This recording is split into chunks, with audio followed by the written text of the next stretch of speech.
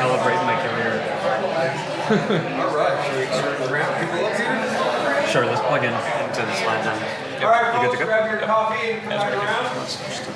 Or non-coffee as the case may be. The next presentation is Gabe and Kieran, and I think Tom is just going to speak as well. This is part of a project that Peter Muka and I put together through the Human Network Social Dynamics Infrastructure Grant through NSF, so not NIH. But it's designed to essentially do a way of sort of making a lot of the nuts and bolts and frustration that comes with iGraph and Intergraph and the rest of these sort of R packages together and working it out in a way that can make it sort of easy to use for work. And one of the nice things about this project is that I've gotten to work with some great students, and you're going to hear from them today to make this project work. And so it really has been remarkable. And so I'm going to turn it over to Gabe, and I don't know which order we're going to do it in. So Gabe first, and then Kieran. All right, thank you. Thank you, Jim. Yeah, so like Jim mentioned, this is a group project, everybody that's on the screen here. And actually, a lot of us in the room, Peter and Jim and Tom and Dana, I think, is in the room as well. Maybe I saw her this morning. So yeah, if you have questions at the end, anybody that's on the team, please answer if you feel like this is a good one. Especially Tom has been a main developer on this, so that would be great. And so we wanted to present IDEANet. What is IDEANet? We're unveiling it here, so we're really excited that you're our first audience to really see this and to be able to test some of the functionality. It's really a set of tools, and it's a set of tools to resolve a couple of problems that we've noticed. We think that social network tools are not meeting the demand, the increasing demand for social networks. And those are two main trends. You've actually seen this graph before, but act as if you haven't seen that. Jim didn't show it in his own, which is that research institutions are really investing more and more in data gathering efforts and in data social network tools. And you can see here on the graph on the right that the actual number of grants dedicated to network science is increasing in number and also in value. And some of you in the audience might be the benefactors of this kind of trend here. The second trend is that a lot more people are interested in this kind of research, and this is kind of why we're all in this room today. And the bottom graph, you can see this Google trend for social network data, and you see the same sort of increasing interest in this kind of research. The problem is we don't think that we're really capitalizing on the intersection of these two trends. We think that these two groups are sort of missing each other. And we've identified three ways in which they do so: data depositing, data access, and then data analysis. Okay, so we're going to go through our approaches to solving these three problems. The first one is just an overview of data depositing and data access tools. So we have some ideas for this, but they're mostly in progress and not available publicly right now. So we'll just go over them in a theoretical or visual kind of way. In a second part, Kieran is going to present us with a demo of our analysis workflow that you can use today. And we really hope that you do and that you participate in breaking it as much as possible and then telling us what happened. And then lastly, we'll just go big picture and look at some upcoming features. Okay, so let's just jump in with data depositing. So what do we mean by data depositing? Some of you might have received some funding to gather some of this network data, or you might have become managers for existing network data. And the question is, where exactly do you host it, right? You finished your analysis, you're done doing the sort of core thing you were interested in doing, and we all know that to get the most value out of our data, we want to share it with other scholars. But it's unclear where we should be doing this. And so we identified, there's a couple people out there. You might have a colleague that hosts their data. You might have a second favorite lab after DNAC that hosts some data. But overall, they tend to be pretty specialized.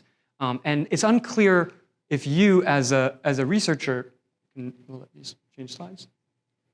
Do it. Oh, there we go. If you as a researcher are invited to host your own data, right, you could reach out to them. But that's unclear if you're the kind of person who's welcome to host your data. And so what we're going to do is have a form that any of you can fill out that will auto-generate a user agreement for sharing that data. And we'll do so at 3 levels of security. One of them is just your typical open source data sharing agreement that we're used to finding online all the time. One of them will be sort of an IRB secure version of that data agreement. And another one will be IRB secure with additional analysis requirements. Think things like a virtual environment for analysis, for example. Once that form is filled out, we'll be able to host the data on Dataverse. And this is exactly the same platform that Harvard Dataverse has. Some of you might be familiar with that, except we'll be hosting it at the Duke University Library. And what's different about this Dataverse is that it's specifically for network data, right? So this will be a single source for people to be able to go to. You don't have to go to like 10 repositories to figure out if there's a data that works for you. You can just go to this repository and there'll be the information. So let's just look at an example real quick. So you have your data depositor or data owner here, and they get to choose open access, secure non-restricted, or use restricted. And then on the other hand, you have the data user. And if it's open access, they can just go on the Dataverse and download the data, right? If they need some IRB approval, they can receive that approval. But now there's a problem, right? What is the connection between these two? And I'm sure some of you are sweating right now if you've experienced this before, because this is like 45 emails between these two people. And like even worse, 5 emails between the owner and the institution. So we're trying to resolve that problem as well. And here we introduce Presidio. Presidio is one tool that is the result of a broader project called Impact that involves Duke and UNC and other universities. And what Presidio is really a notary service. And so what is a notary service in this context is that it handshakes the IRB approval of the user and the requirements of the owner pretty automatically, right? And we're sure there's going to be some involvement of our team to make sure that everything is working smoothly. But as much as we can resolve the tension here, we think it will motivate data owners to share that data if they know they're not engaging themselves in millions of these relationships, right? So I just want to jump into another way that you can access the Dataverse data. And for that, we're going to go to the top of our Markdown. So this is an R Markdown that we'll be going through a little bit more. Kieran's going to go through a little bit more when doing the demo of the data analysis or the analysis module.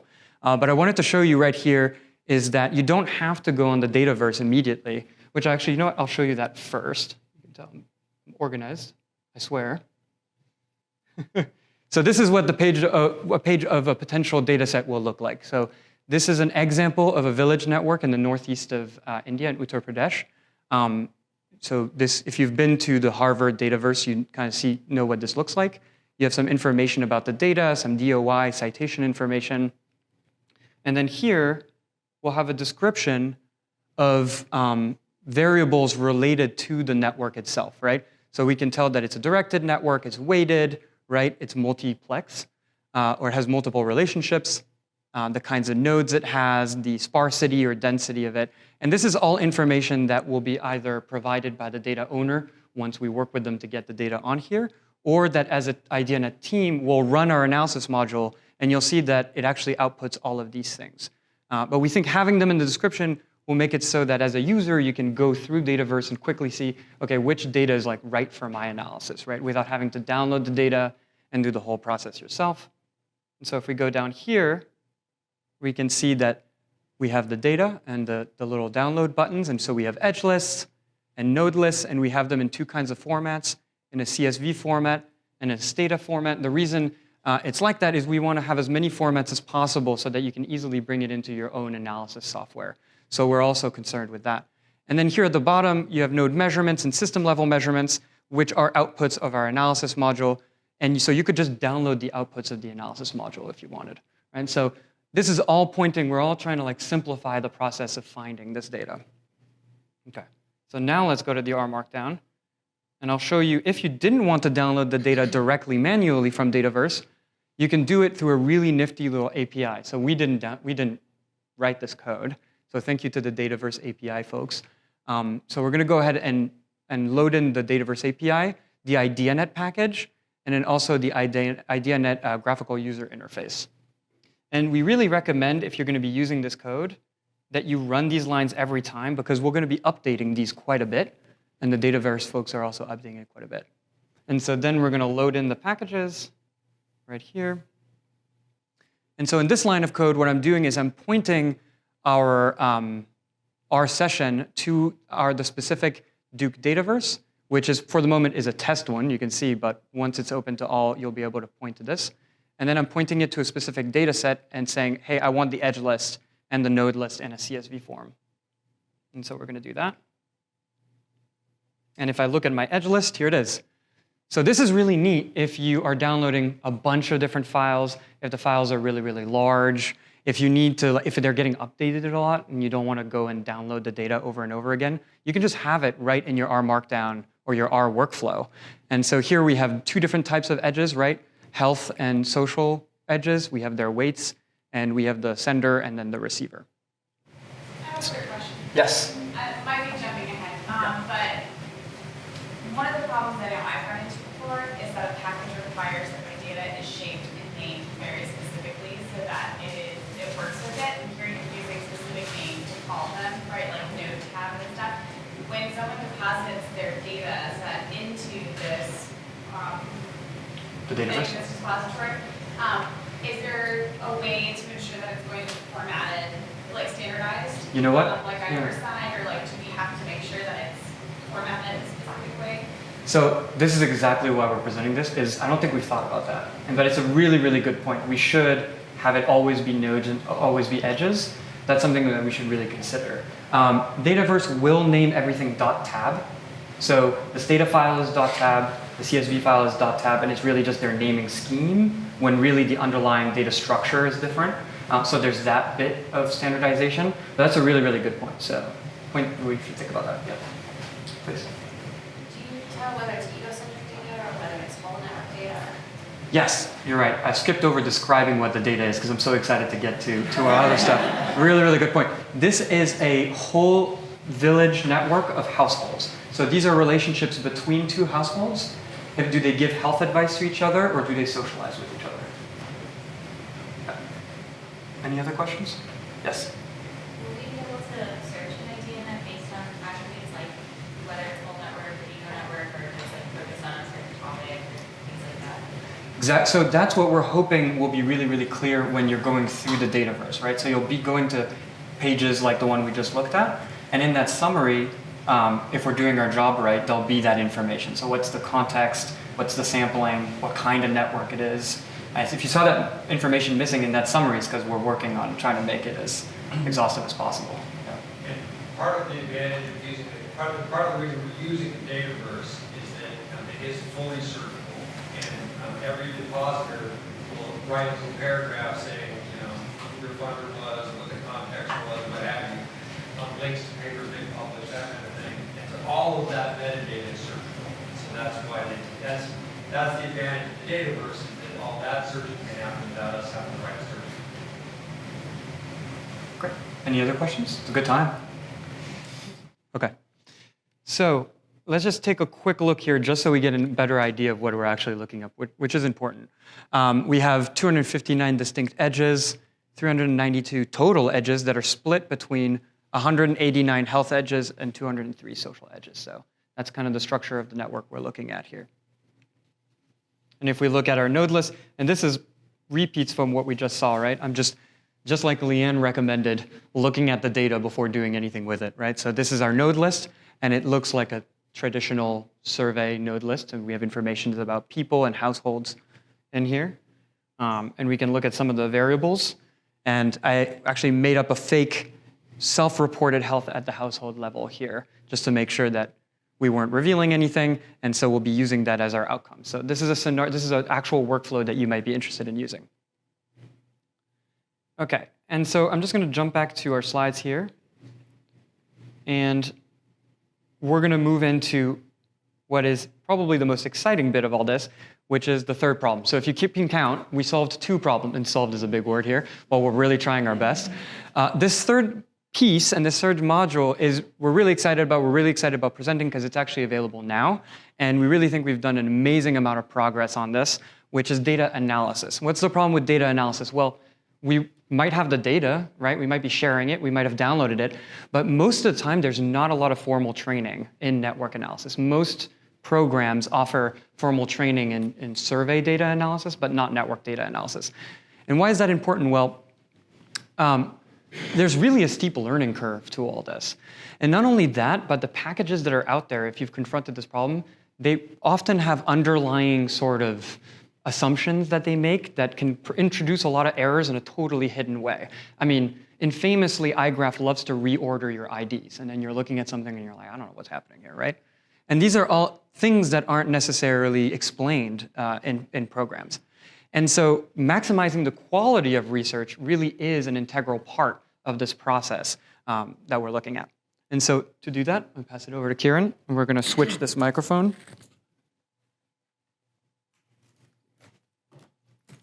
What's the best way to? Cool. Does that work? Yeah. Hi, everyone. My name is Kieran. I've been working on this project, obviously, with Gabe, Tom, Jim, and Peter. I'm a current undergraduate. Well, I was a current undergraduate. I graduated yesterday. Thank you. Yeah. And yeah, I'm here to take you all through the tools that we've developed to make doing network analysis a little bit easier, both for users that are familiar with R and those that are not, those that are familiar with networks and those that are just getting into it. So looking at this slide that we have here, this is essentially the overall workflow that we envision users undertaking when they use our IDEANet package. So again, it offers a bunch of different tools for streamlining network data, cleaning, and analysis. We envision that users will start by using this netread function, which will essentially take any of the file formats that you see here, CSV, Excel, IDEANet, PyEC, or existing networks. And it'll take that, it'll read it in, and it'll process it into an easy-to-use data frame that's already native and created in R that was then compatible with the IDEANet processing functions that we've also written. So once users have used this netread function, they're then going to run netwrite, and that is the tool that we've developed that will essentially do a bunch of basic network analysis to calculate centrality measures, degree measures, and really just do a lot of the processing that might take multiple steps all in one go from one function call. And I will be demonstrating how that works in a second when we go back to that R markdown file. And then finally, for users that might not be as, okay, I don't know why that happened. For users that might not be as familiar with R, we also have a graphical user interface, or GUI, built on a Shiny app that is essentially just you plug in your data. Again, that way, if for some reason someone does want to do network analysis, it's a bit more limited than obviously what you can do natively in a markdown or a script, but it will help users get started. So having said that, I'm going to go ahead and move back to that R markdown file that we've been looking at. So starting here, you can see that we have the help documentation for that netread function that I was talking about. A lot of the netread and netwrite stuff has been done by Tom, and he's done a great job of writing the documentation for it as well. So that should make the experience for all of you a bit easier. But you can essentially see that you have a couple of different parameters. You can choose your file type, any of the ones that I just mentioned.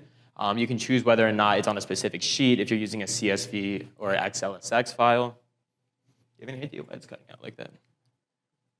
Okay. You can use attach a node list to the edge list that you've uploaded should you have node data like the ones that we've just worked with and shown you. And then a couple other options. So here we have a sample call to this using just a basic edge and node XLSX file. And you can see that it reads that in, and then you'll end up having that in village edge list and village node list. The other nice thing is that you can, again, I can't explain. Okay. Let's try to unplug and replug here. Yeah, no, I promise you this is not on purpose. This is a Duke presentation. Yeah, I have had this happen. I've been here for 4 years, and this happens. Fingers crossed. Okay. Anyways, as I was saying, you have the ability to name the network that you're using, and then you'll have that outputted as village edge list and village node list. And again, it's a really simple way to just read in a bunch of different types of data and format it immediately. The next function that I want to go over is that netwrite function that we mentioned. So here again, we have the help file, sort of the documentation, and there's a bunch of different options. You can choose the type of data that you're reading in, whether or not that's an edge list, matrix, or adjacency list. You can say whether or not you have access to node level data, because again, you can run this if you have just an edge list and you don't have those demographic variables that you want to look at. And then you have the option to choose sending, or like from 2 elements. You can choose weights, type of the edges, so it does support multi-relational networks, and then also how to handle missing codes and all the outputs that you want. And then you'll also notice that, again, you have this net name option, so that will actually be the name of the iGraph object that's outputted. You can choose that when you're running this function. And then also there's a parameter for the Shiny app, just because there are some additional functionalities when I'm using it in the code that I've written. So if we go ahead and look at this sample call here, you can see that we have that I element, which represents from, J element, which represents to. If for some reason you're not working with directional data, you can specify that, and then the I and J doesn't really matter, because obviously they're not sending or receiving. And then you also have all of the other parameters we've talked about. Important to note that when you are loading the I element and J element, you need to put in a vector or like a column from a file. It doesn't actually accept sort of like a whole data frame. And then you have to add the node ID so that you can accurately join the node data with the from and to vectors. And then you can add weight, weight data, edge type, and name that network. So if we go ahead and run this code here, you can see that we'll have a couple different outputs that I want to go ahead and look at. So first, I'm going to show you the head of this node measures data frame. This is the main output that comes from our IDEANet function. You can see all of the different node variables that Gabe had talked to you and showed earlier. But then we also have, if you scroll over here, a bunch of different measures of centrality, degree, connectedness, things along those lines. And just to give you a better example of everything that we have, I can just show you every single thing that's outputted in that data frame. Obviously, there's quite a lot, and I'm not going to list every single thing that's there. But again, it's sort of grouped into degree, centrality, connectedness. And then the other thing I want to point out is that, again, because we do support multi-relational networks, you have all of those measures created for all of the edges included. And then you also have health-specific and social-specific measures as well. So it really does make it really easy to run multi-relational analysis. And traditionally, to get all of these for both types of edges and all these measures would take a lot of lines of code. And here we've just simplified that all into just one call. That took me a total of like 3 minutes to code. So it really has made that workflow a whole lot easier. So moving down to some of the other things that we've done that I found particularly interesting, you can also specify the largest component. So if you have a lot of isolates in the network, it's possible to just create the largest connected component. And then you can obviously save that and possibly do more different analysis with that, should that be of interest to you. We also have some outputs for different node measures. So here we have just distributions of weighted degree, degree closeness, just different centrality measures and connectedness. And again, this isn't necessarily something you're going to publish with, but it does make that sort of introductory and exploratory analysis of a network a lot easier. You can sort of see the distribution of all these measures, again, with one call. It's outputted for you immediately. And then we also have a plot that will show you some system measures. So things like reciprocity rate, transitivity rate, and just a couple other just different important system measures that, again, allow you to get a sense of what's happening in your network all with one function call. So, and then, just not that it's that impressive, but it's just really easy to take individual, columns from the data frame that we output, that node measures, and look at those distributions. So IDEANet also has a couple of more advanced analytical features, two of which I'm going to talk about, that are community detection or sort of cohesion analysis and role analysis or sort of structural equivalence. So here we're going to run this community detection module. All you have to put in is the outputted network from netwrite. So sort of the workflow that we have envisioned is you'll run netwrite to sort of pre-process all of your data and get that initial output, and then you'll use some of the netwrite outputs to run these subsequent functions. So if we run this community detection function here, you'll see that we get a couple different outputs, and there are a couple different types of community detection that we've run, just to get a sense of what those are, or you can just to get a sense of the outputted data frame here. Essentially, it'll take each ID, and then it'll assign it to a different cluster based upon a bunch of different community detection modules. To give you a sense of everything that we have available here, this is all of the names of the outputted column. Again, it's ID, and then these are all of the community detection algorithms that we support. So again, you just run that one call, and it's outputted to you immediately. And then the other nice thing is that we obviously might be interested in looking at the demographic and node-level variables that we had with this community detection output. So ID is preserved across all of these functions, which makes it really easy to join sort of our node measure data frame that we had earlier with this recently outputted community detection data frame, so that now we just have one big one. It takes one line of code, and we can look at the relationship between communities and demographic variables immediately. The other advanced function that I wanted to talk about was our role analysis function. Essentially, this just takes that same network that we had already created through netwrite, that same outputted node measures data frame. And then you have a couple of other different options, whether or not the network is directed. We support 2 different types of role detection, clustering, and concore. I'm going to be demonstrating clustering here. And then you have the option to talk about the minimum size of your partitions, or the minimum number of partitions, the max number of partitions, and the minimum size per cluster that you want to identify. Yeah? This might be a shot in the dark, but is there a way to model communities as multi-layer networks? So like say a discussion and a non-discussion network with the same sets of nodes? That's a That'd be good question. cute. I built the role analysis stuff to handle multi-relational nets, but we never thought to do that for community detection. But that's something that could easily be adapted. So we really, like if there's like a systematic difference Yeah. between disclosure and non-disclosure. Yeah, no, that's a really good point, and I'm sure we can consult with Peter too, because he's sort of a community detection expert. But yeah, no, as far as like changing the tool to support that, I mean that's something we could do in like a couple days. Yeah. And as he said, the role analysis does support that multi-layered network pretty well. I used that for some research I did, and it was pretty seamless. Yeah. So here we've run that role analysis function that I had mentioned earlier using that clustering method. And I'll show you a couple of the different outputs that we have available to us now. So here we have the sociogram of all the clusters. Here we have a modularity graph that just is helping you show what it has chosen as its best fit based upon the number of clusters available. And then a couple other outputs that I will show you. First, I also just wanted to point out again that you can join this back into that original node measures data frame just using the ID because ordering has again been preserved, again making it really easy to look at the relationship between the roles you've identified and your node level data.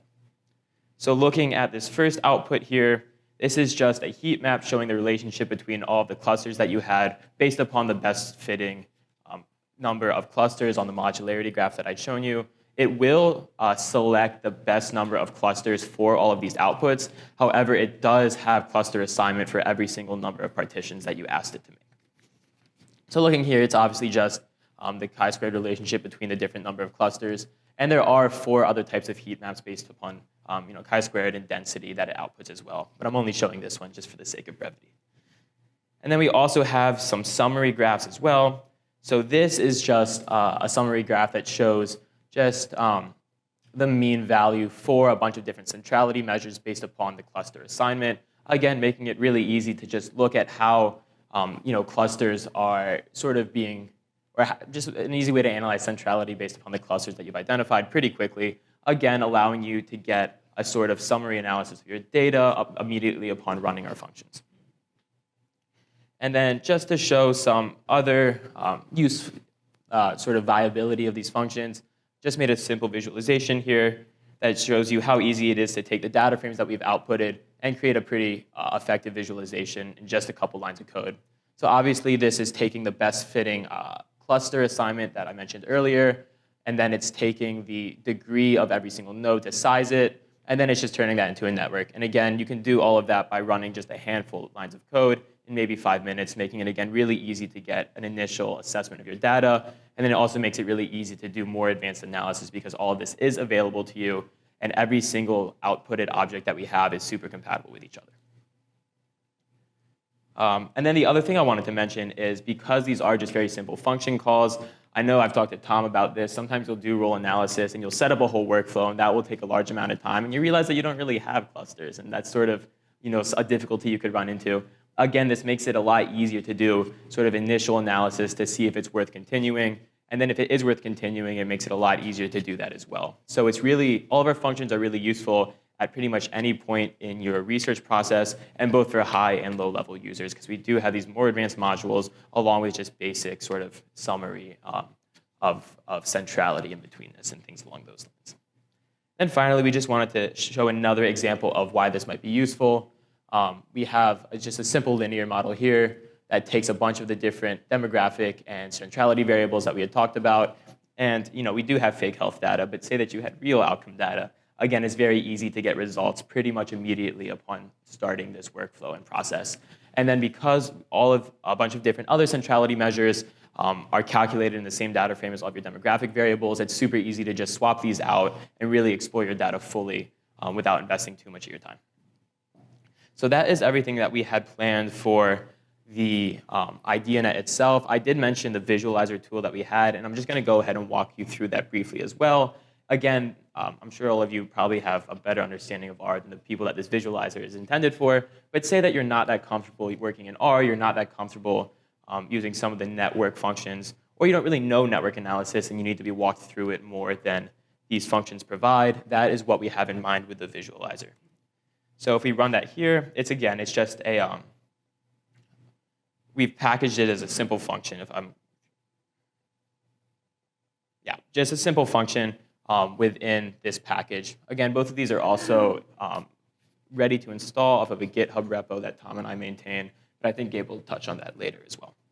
So essentially the workflow that we have in mind here is you will upload a node data set, should you have one, upload an edge data set, and you can specify whether or not you have a header. Right now it is only supporting CSV files, but that netread function that I mentioned earlier, I'm in the process of integrating that, should be done within a day or two. And that's why, again, we mentioned that you should probably install before you run every time, just because we are still working on this pretty much constantly. So then you have the ability to process that data, and you can just see it's uploaded here for you to look at. You have the ability to select your ID, labels should you have any. We don't in this case. You can select groups that you might want to visualize by. So say we wanted to look at caste, religion, you're able to do that. And then you can also choose a variable that you might want to scale the size of your nodes by in a visualizer. You can choose age for now. You also have the ability to process edge data. So we have a from, a to, and again, it doesn't really matter if your network is undirected. And then you also have the ability to weight your network, choose whether or not it's directed, and also we have some multi-relational capabilities. So let's just choose tie type there. You can then go to this visualizer tab, and that will actually run all of the IDEANet, the netwrite function that I mentioned, as well as the community detection function that I mentioned. And then here, there's a couple different things you can do to create some efficient visualizations. Right now, it's set up so that it is stable, so that if you close out the app and run it again with the same network, you're able to have the same visualization outputted. You can generate a new layout using this right here. You also have the ability to save this graph as an HTML or as any of these file formats, so a PNG, a JPEG, or a PDF. Say that your network data is large and you want to have like a larger plot, you're able to resize the size of your plot as well, especially if you have like a larger screen. And then you're able to remove isolates should you have a network with a lot of isolates. And you can also remove duplicated edges if you think that's skewing the visualization for some reason. We support a bunch of the different native iGraph layouts, so this is the one we choose immediately. I think that this doesn't look that great, but if you want it, you can. For some reason, there are cases where that might be useful. You have a question? Yeah. Jim had mentioned that before with the whole manipulating your data thing, that he selected a node and moved it. And I know there's some software packages that let you do it like Aura, but I know like in R, when I populate this, I don't have that sort of control. Can you do that with this visualization? Yep. Yeah. You can turn on interactivity, and you can move nodes around. Yeah. I will say that I don't know if that's what's really exciting. Yeah. Yeah, that was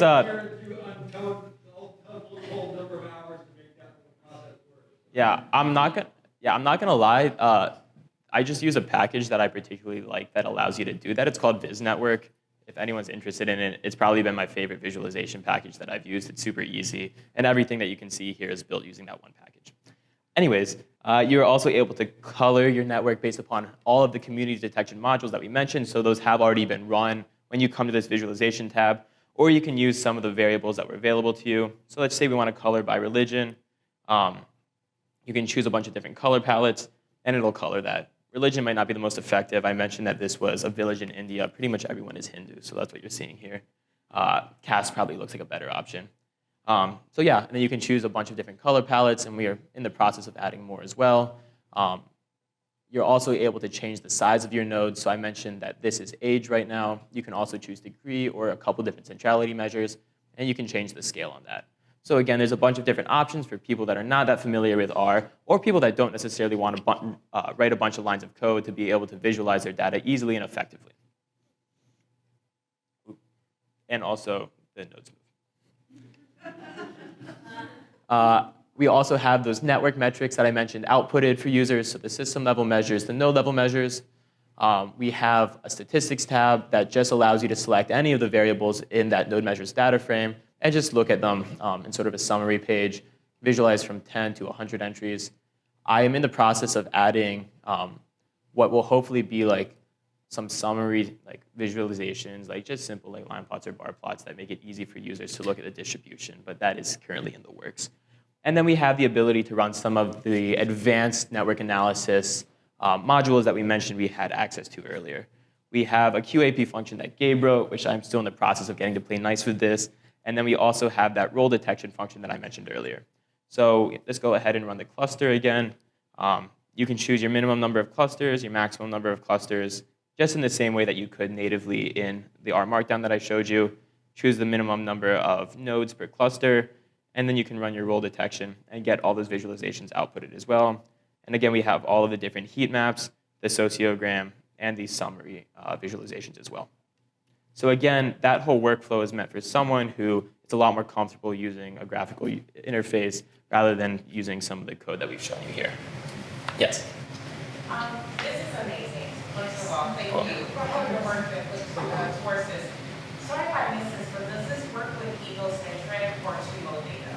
I believe we are in the process of adding that right now, but you can probably speak to that. We haven't had much discussion about egocentric data, but I'm currently working with a lab group that's working tons, so my head's in that way. I know that incorporating support for two-mode networks was one of our next big moves the next few months.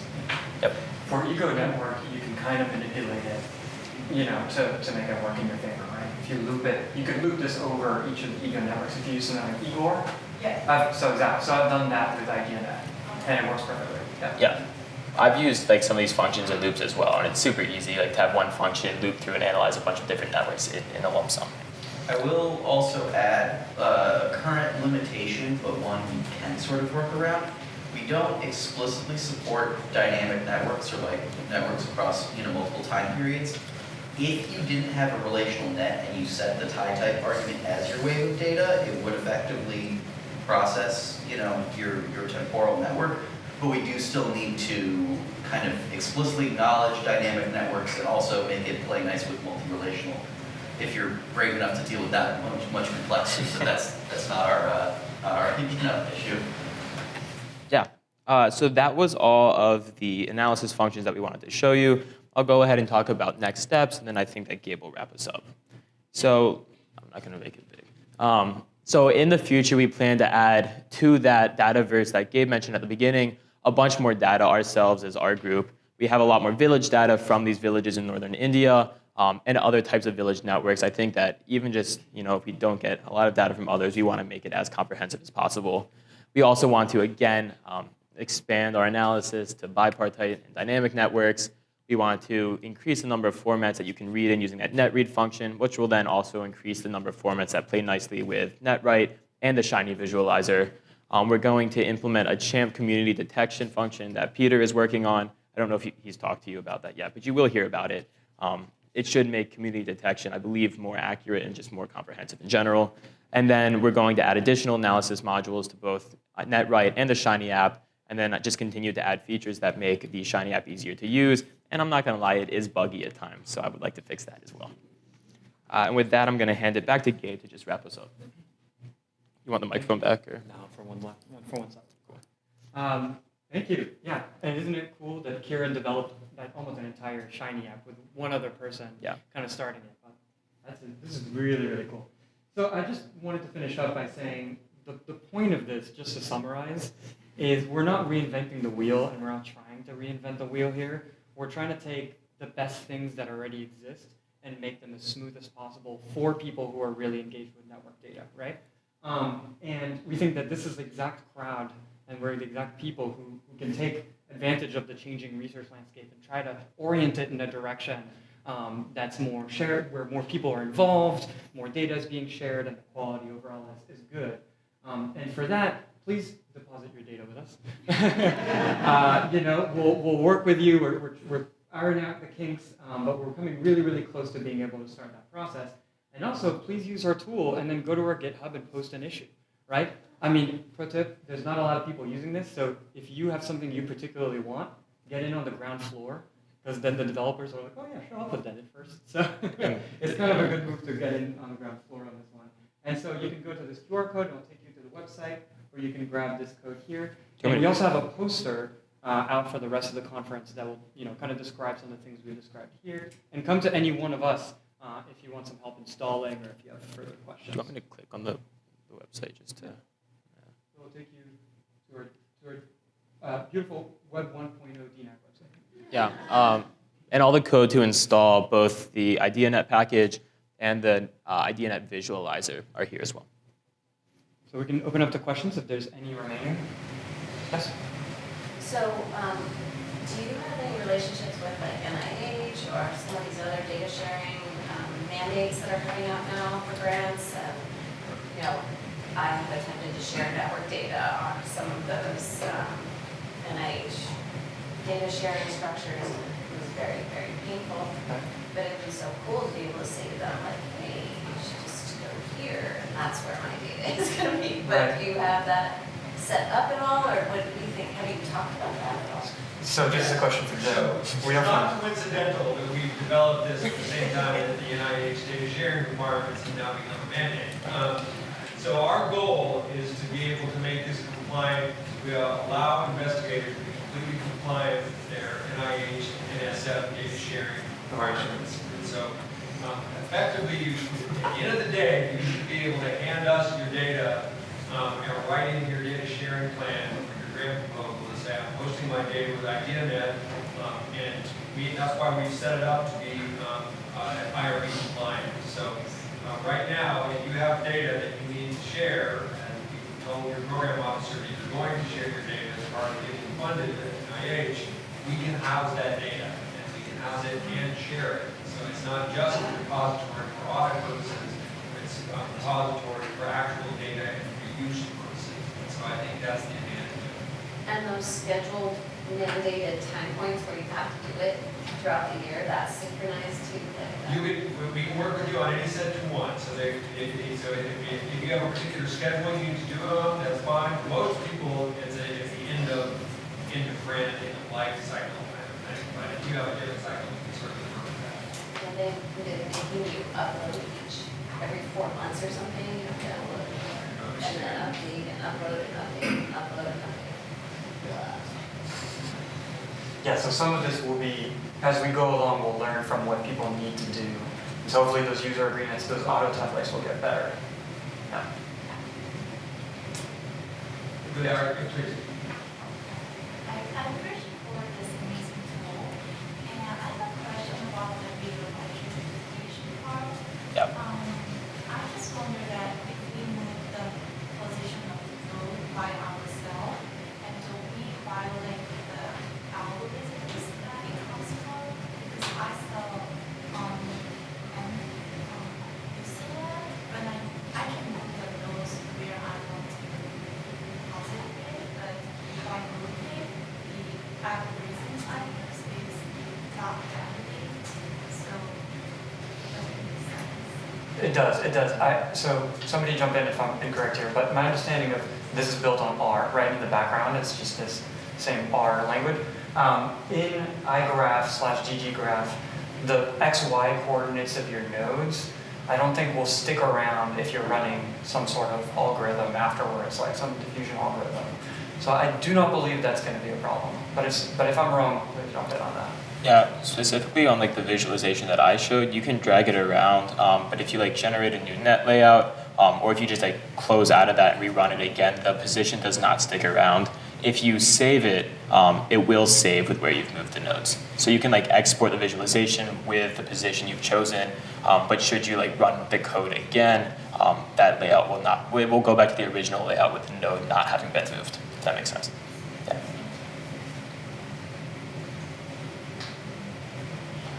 Okay. Thank you. Cool.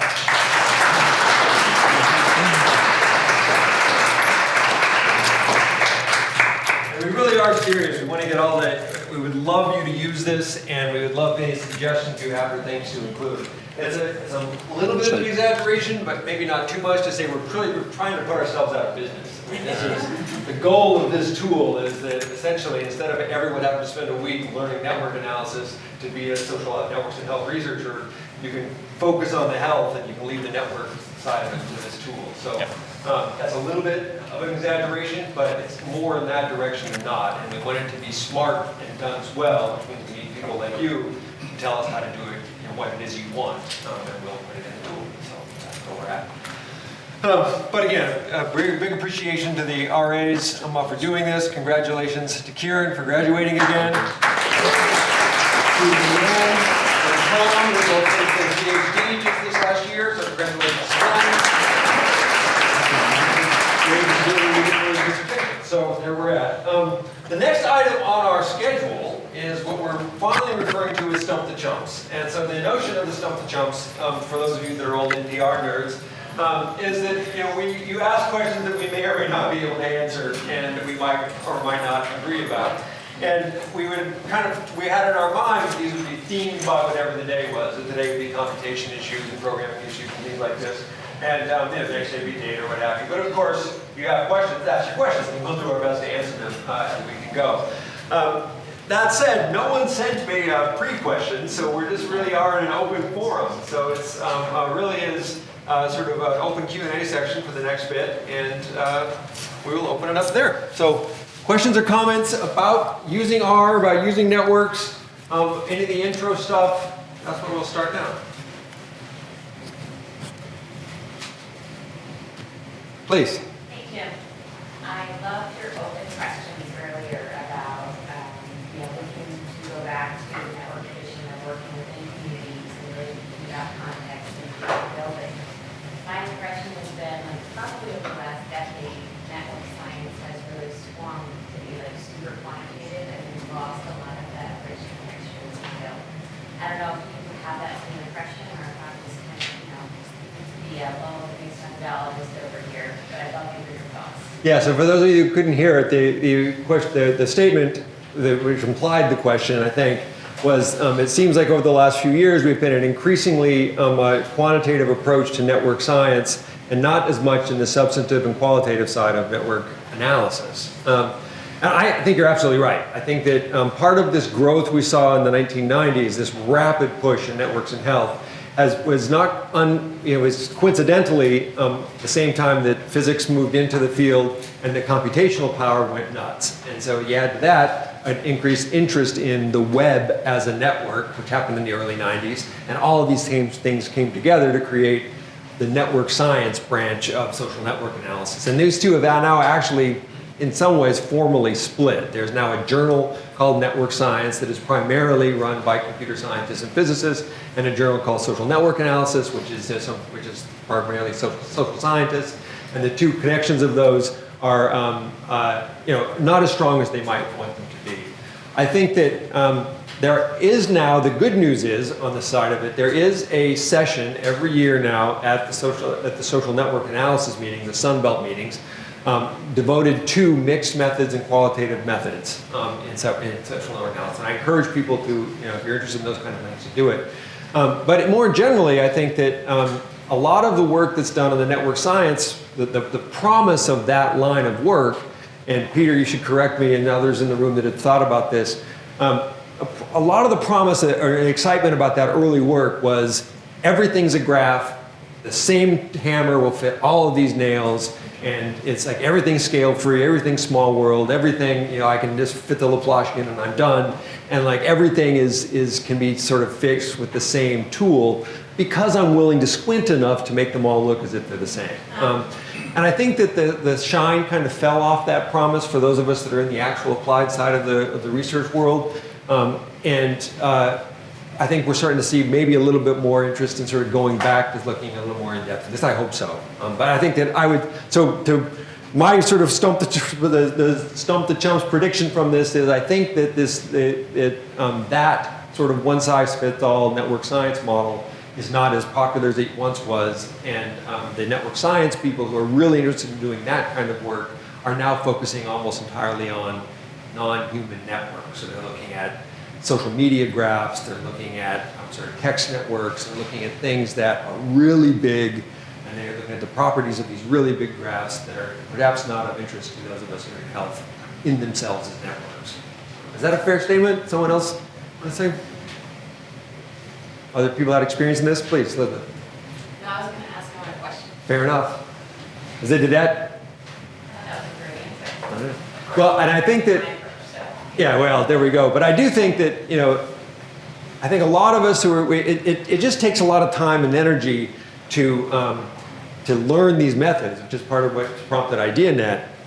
And you can really get sucked into it, right? Once you get to like all the time and effort it takes to learn this, it's kind of like, it's like when you buy a new car and you see that same color car everywhere, right? Now that once you learn how to do this analysis, you want to do it over and over again, and you sort of forget maybe why you're doing it.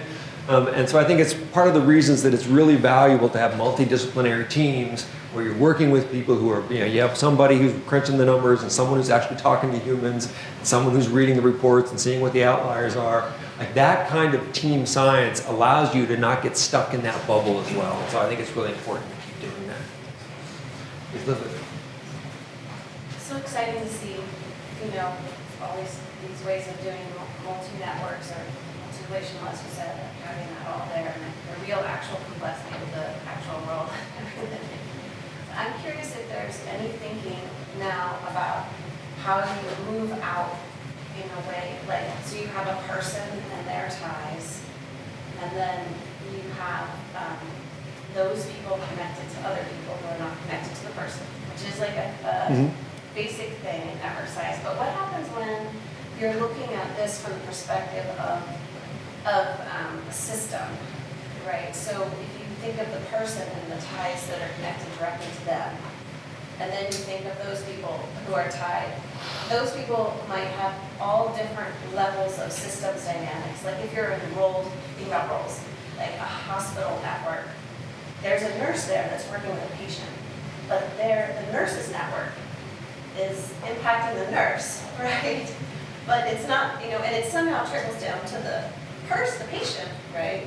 But is there now tools that people are using to incorporate like the ego network and then the different kinds of whole network dynamics of all the different roles? So the question is, just do people hear it? I'll just repeat it briefly, I think. So the question is, are there ways, I'm going to restate your question in a way that I think I can answer, which is the trick. So you should correct me if I do that incorrectly.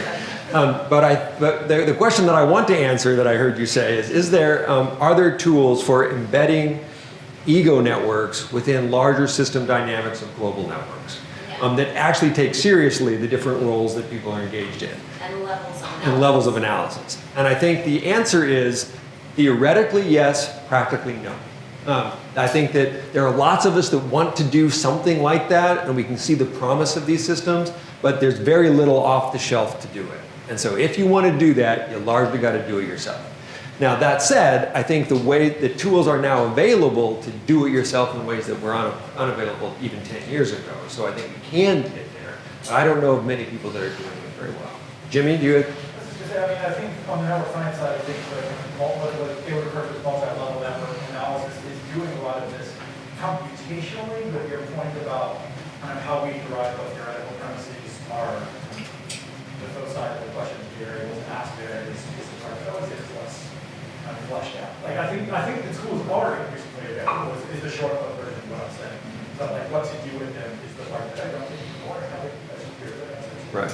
Because I think what you would want to do, I mean, I can imagine, like, I'm going to take your example of you have a hospital system, you have a patient, you have their doctors, you have their nurses, and what you'd like to know is, like, is the doctor embedded, is the doctor central in the physician network or peripheral? Is the nurse, like, stressed out and strained because they're bridging two different, work sides of a feud in the nurse set? And do all of those other kinds of role strains that are engaged on the physician side and the staff side, how does that interact on the care that's given to the patient? And does that look different from what the patient's point of view to do, from one patient to another? Because it might be that I have to work with a nurse with this patient that I dislike, but I'd have to work with a nurse that I like on another patient. And so the same nurse is going to give different care to this patient because of the way they're embedded in that system. So I think that kind of model, I know you work well enough to know where that question might be coming from. I think that kind of a model, we could see how to model that. I could tell you that I could model each of these layers in a particular way. I could talk about the role strain of nurses within the nursing network and the physicians within the physician network, and we could put this together, but I know of no paper that's done that yet, right? So that kind of a model that sort of systematically does that is a lot easier to describe qualitatively than it is to actually collect the data and do realism. And so I think it's a great direction we should go, right? And I hope that many of you do that, but I think that it's a big ask to get to right now. Because even if you could calculate all those different things that you just described, it's still storytelling. Yeah. To link the systems together. Yes. I don't think that's a bad. I don't think that's a bad thing. No, I do want to be careful. I mean, this is one of the things that comes up, like when someone was talking about moving nodes around on a graph and sort of, whether or not you get a score or not. We have been beat for years. Like in order to get to where you are now, you've gone through your undergraduate stats class, your algebra class, your graduate statistics class, your econometrics course. You've gone through your scientific methods and your ethics course, and everyone said, follow the rule, use this benchmark, don't do anything stupid or don't do anything dangerous.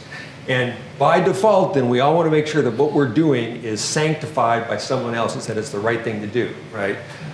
What I'm telling you is that most of those kinds of sanctification moments don't exist in networks, right? This is a field as a whole that you can do stupid things and you can do wrong things, but it's really, if you're looking for an answer that says 0.05 or above, that's not what it is. So it is storytelling.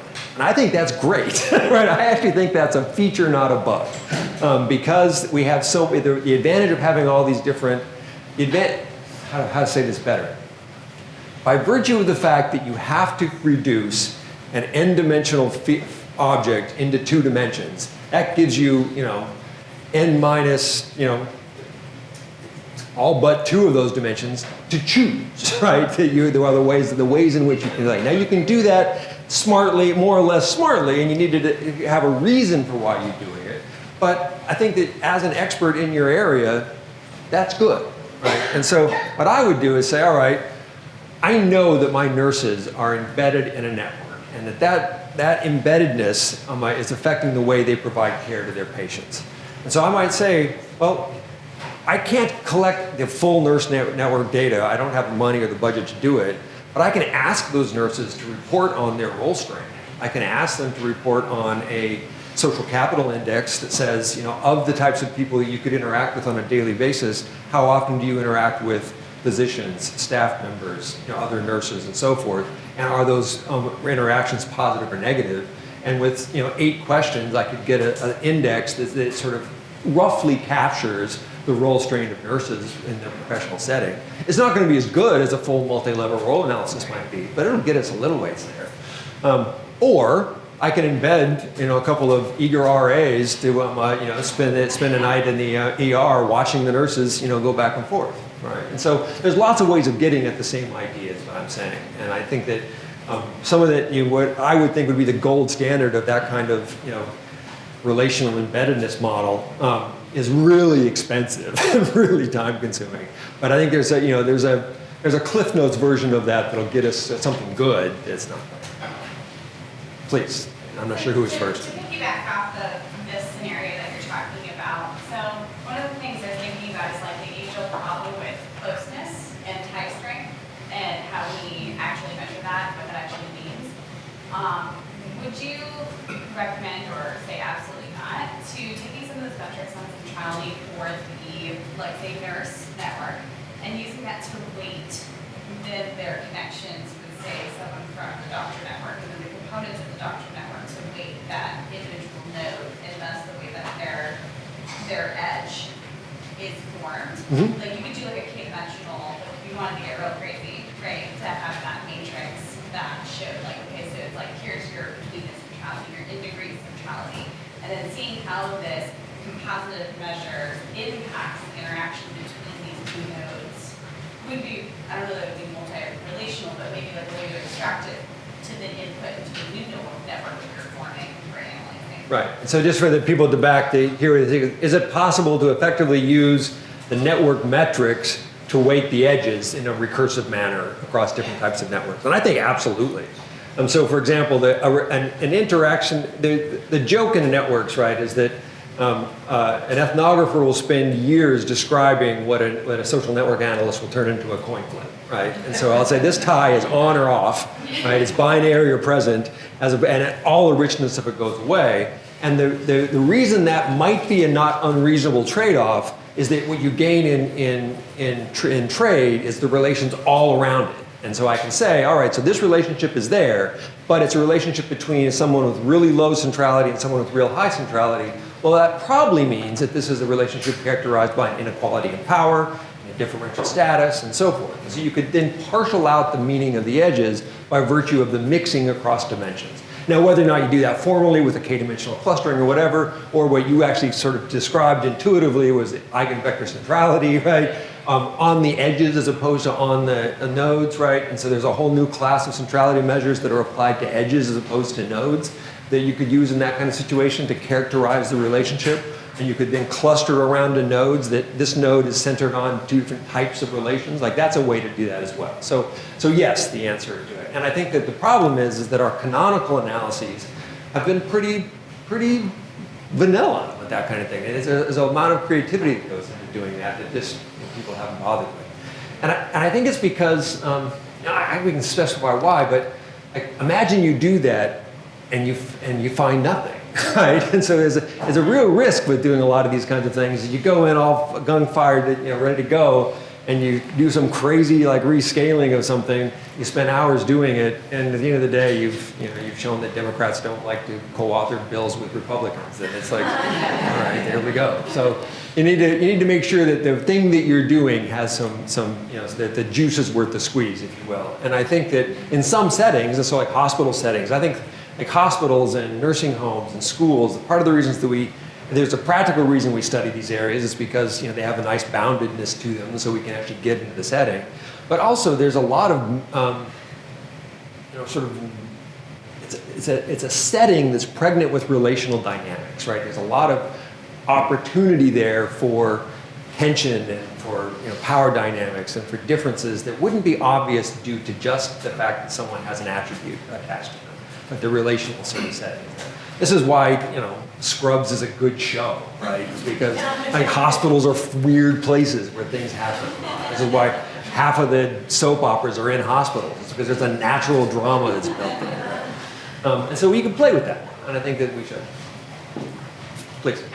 So I guess also spin off of that, but in a much more simplistic way of thinking. So with asynchronous temporal networks, kind of like you were talking about with the dynamic nature of if sexual partners, but it really was temporal. If you hit it at this time, it was going to cause this, but if you did it, is there any way to do networks where you're actually picking up signals? If you hit the signal at the time, can you do almost like if you throw a rock into a pond and you start to pick up the ripples, and then you measure the ripples and you see where it waxes and wanes, and then you can look at the attributes and how they sort of fit into that?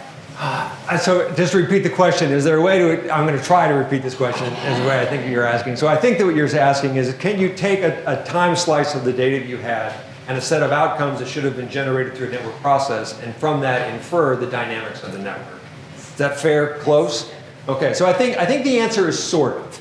And there's the one area where people are working really hard on this question is phylogenetic trees. And so people are trying to say, essentially, does the disease, where did it start, where did it end, or how did it get passed from one critter to the next? Well, they can do that by looking at the genetic similarity, and there's only a certain branching structure that's going to fit with that properly. And so I think there are some kinds of elements that allow us to do that. We tried to infer some of this in some work I did with a large multinational security organization to figure out essentially where secrets might go. And so you would know if a secret was leaked in one place, that it couldn't have come from some other place. And so that means that some other, by virtue of who had access to what, you could know perhaps who would have had access to it initially, right? So there's some of those sort of forensic things you can do with networks. I don't know that it's, I think that the kinds of classes for which that is viable and useful in the health context is going to be a little hard to know. Now, I think that one of the, so I think that from the pure sort of forensic side, it's a really hard nut to crack.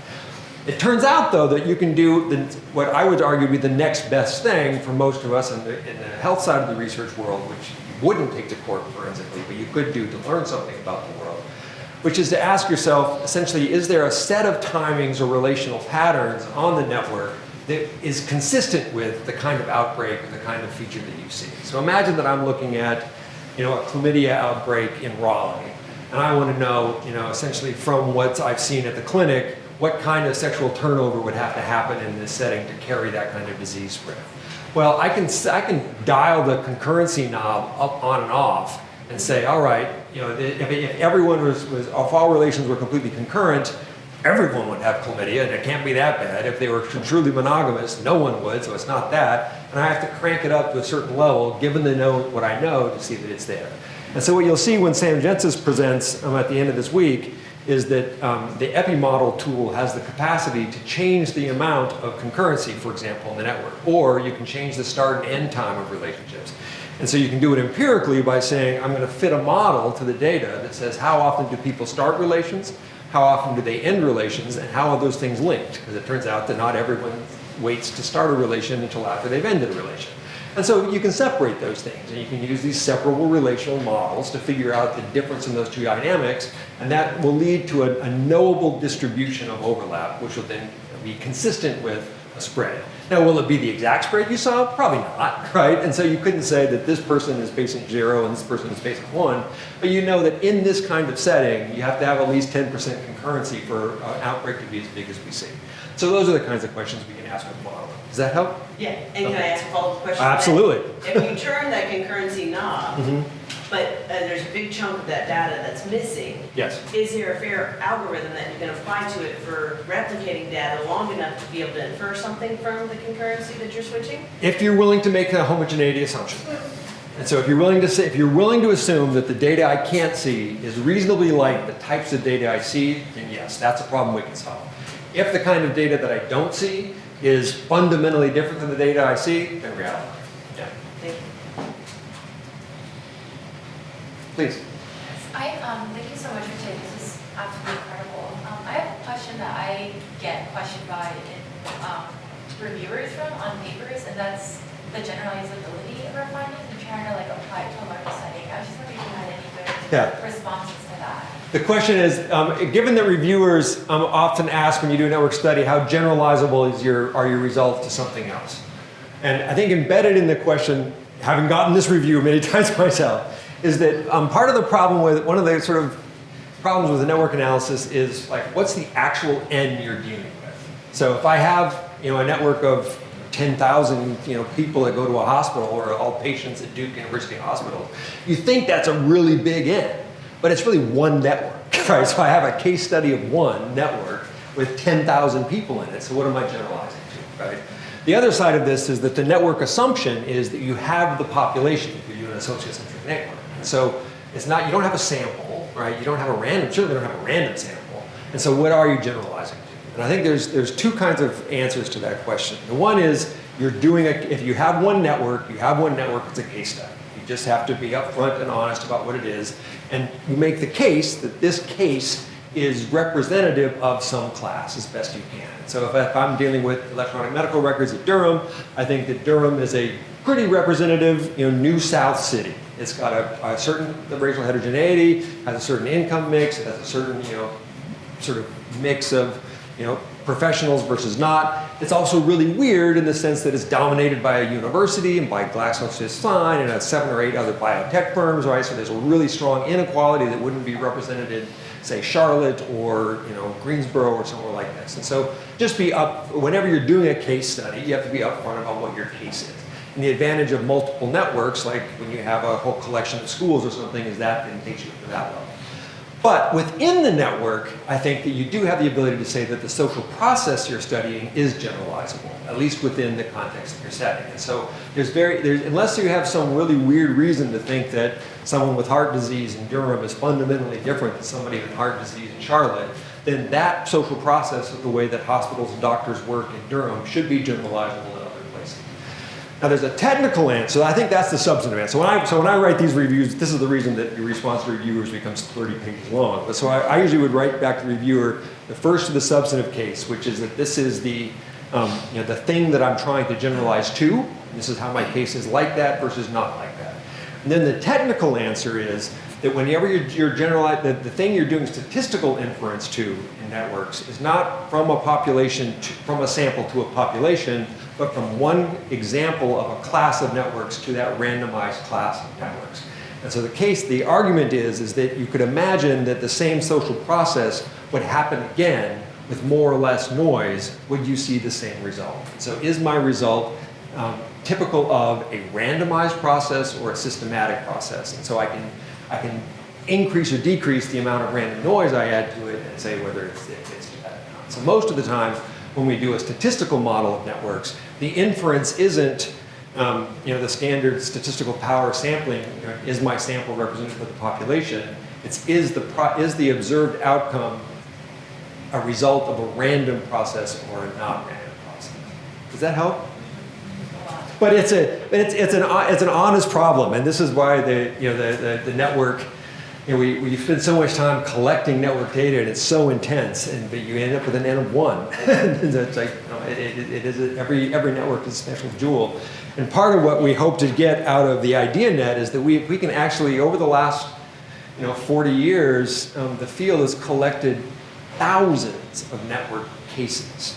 And each of those network cases is sitting on a 5.25-inch dip drive in somebody's drawer somewhere, and no one's touched it in 40 years. And we want you to talk to your emeritus faculty and say, send those data to Moody. He'll find a reader somewhere in the library, and he'll get it on a machine, and he'll get people using it again. Because then you can say, well, my data set is, pretty much the same in terms of its density, degree distribution, centralization, and so forth, as every other data set in the IDEANet archive. And it fits exactly what we'd expect, and therefore my test about this is not suspect. Right? So if we can build that kind of corpus, if we can get that kind of data set up and running, then that means that essentially all of us have the ability to say that our case contributes to a collection of cases as opposed to being a jewel all by itself. Please. So then the question is that going to be an upcoming feature of IDEANet where there'll be a metric saying how compatible that network is with the rest of the networks? That wouldn't be a hard thing to do. I mean, as the corpus grows, saying where it fits in the distribution of networks of the same size is pretty easy to do. So yeah. Make that much easier and Yeah. get the name out there in the journal. Yeah, I like that idea. Thank you. Someone write that down. Yeah. A network of a network is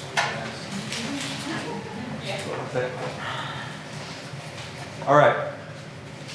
You done? Going once? All right. Tomorrow the other chumps are going to come up and help with this set. All right, folks. Have a good evening, fellows and returning fellows. We have an event this evening. Otherwise, we'll see everyone in the morning at 9 a.m.